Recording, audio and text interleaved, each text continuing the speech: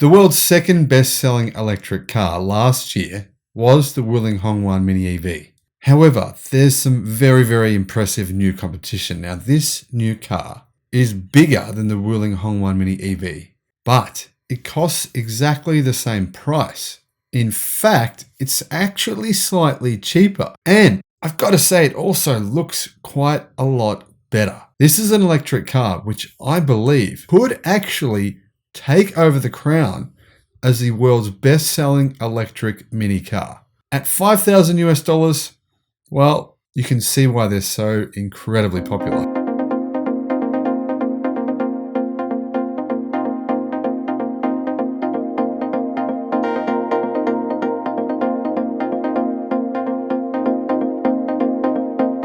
Hello, my friends, and welcome to the channel. It's 2 a.m.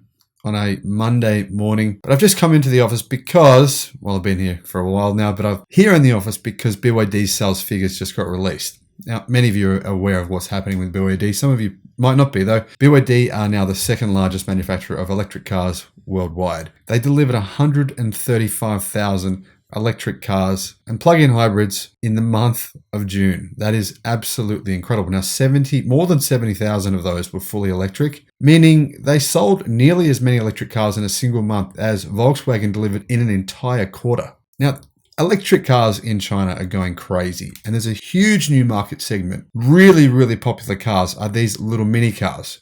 Extremely affordable. Usually you can fit two of them in one parking space. Obviously, parking in cities, in a lot of cities around the world, not just in China, but many cities around the world, is extremely tight.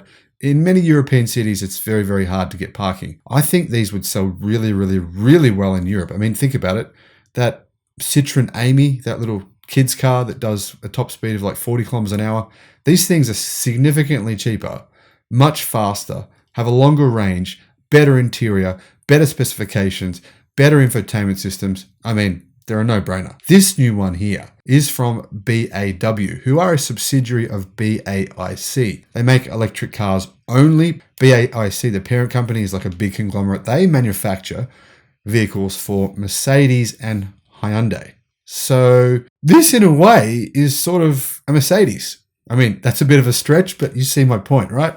Now, on the 28th of June, BAW officially launched the Yanbao, formerly named the S3. I prefer S3, a bit easier for me to say, but anyway, it's an electric mini car. It comes in 4 versions with 2 ranges. The price range for the 120 kilometer and 170 kilometer range models is $5,000 and $7,400 US respectively. I mean, $5,000 US for this vehicle with a 120 kilometer range. If you look at the details behind this, absolutely, I don't know how they do this. It's amazing. So this car, the BAW Yanbao, is a 3-door, 4-seat mini car. And like I said, it's going to compete with 2 of the world's most popular EVs. Now, when I say 2, what do you mean 2? You just said the Wuling Hongwan Mini EV. That's true. But the Cherry QQ ice cream is, I believe, about the 10th best-selling electric vehicle worldwide this year.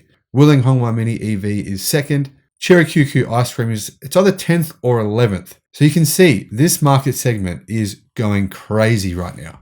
They're actually really going after females. They're targeting females because apparently these cars are actually being sold primarily or bought primarily by females. So they're making these kind of pretty different colors. I quite like these colors, actually.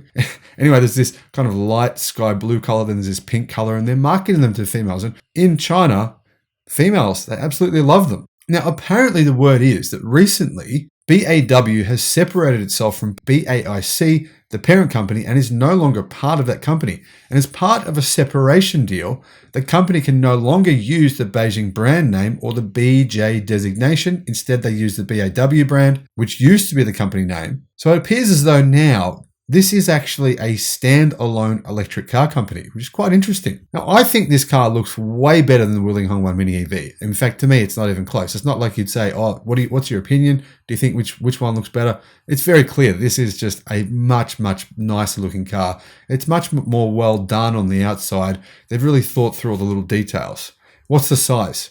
Well, the Wuling Hongwan Mini EV is 2950.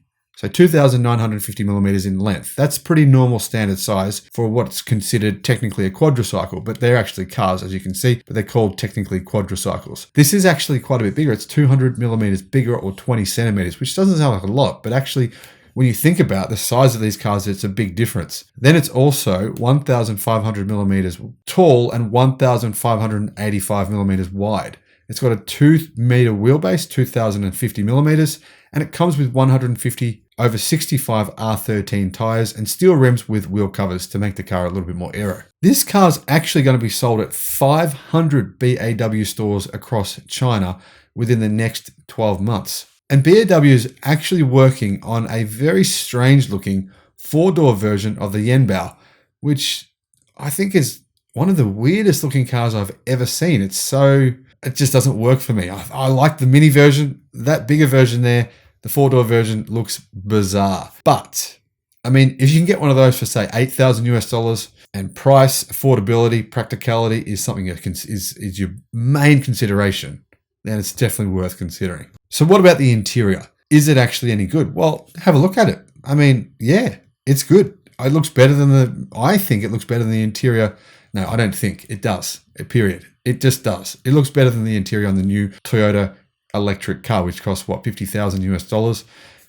This is $5,000. Come on, you can't tell me that doesn't look better. It definitely does. There's less of those kind of hard, scratchy, grey-looking plastics around the car. It's quite a nice interior. It's got a high-end twin, two 10.5-inch touchscreens, one screen for the instrument panel, and the other one is for infotainment. There's a lot of cars that cost 4 times this much that don't have those kind of screens in them right now. And you're probably thinking, it's not safe though. You wouldn't drive this on the road. Well, it has a 360-degree surround camera system, radars in the front and rear of the vehicle for parking, an anti-lock braking system, electronic brake force distribution, hill start assist, and quite a few different extra safety features as well. Now, one interesting thing about EVs is that they often now use disc brakes on the front and drum brakes at the rear.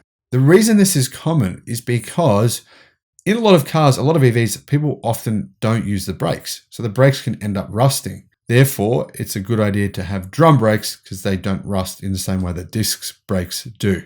Now, one little detail about these cars is in China, the base model variants don't come with airbags. I don't know how that's legal, but you've got to pay a few $100s more to get the higher spec model, which comes with airbags. I think that's, not that great of a move. But that said, there's still, even without airbags, they're still going to be a lot safer than riding a bike, right? Or riding an electric bike or an electric scooter, or, all these different electric contraptions we're seeing come out of China on the roads. It's still going to be much safer than those regardless anyway. So what is the power? Well, it's only got 20 kilowatt, but it doesn't weigh very much. That's 27 horsepower.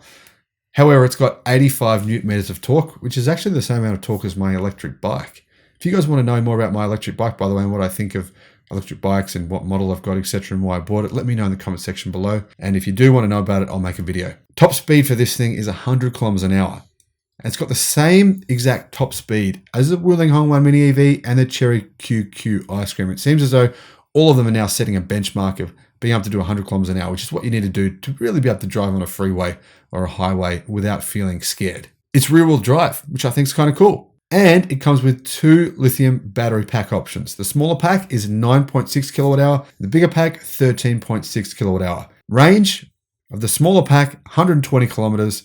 Bigger pack is 170 kilometers. Now, personally, I think for the price, these cars are insane. Literally, the price of the base model with airbags is the same price that I paid. In fact, it's slightly cheaper than what I paid for my electric bike. And it's a lot cheaper than what a lot of people are paying for their electric bikes, which is unbelievable. How can they do this in China? I know they get subsidies, but the subsidies are not that much.